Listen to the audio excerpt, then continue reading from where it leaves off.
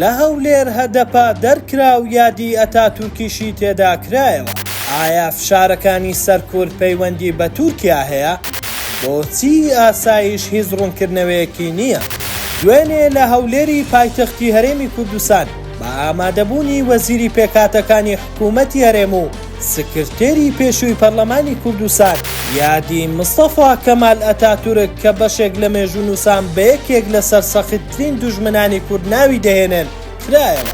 بەڕێوەچوونی مەراسیمی یادی ئەتاتورک لە هەولێر لە کاتێکدایە چەند ڕۆژێک پێش ئێستا دەسەڵاتی شارەکە بەبێ هیچ ڕوونکردنەوەیەک ئەندامانی نوێنەرایەتی هەدەپەی لە هەولێر دەرکرد و ناردنی بۆ سلێمانی کە تا ئێستاش هیچ ڕوونکردنەوەیەکیان لەم بارەیەوە نەداوە کە پێدەچێت بەهۆی ئەوە بێت هیچ پاساوێکیان نەبووە.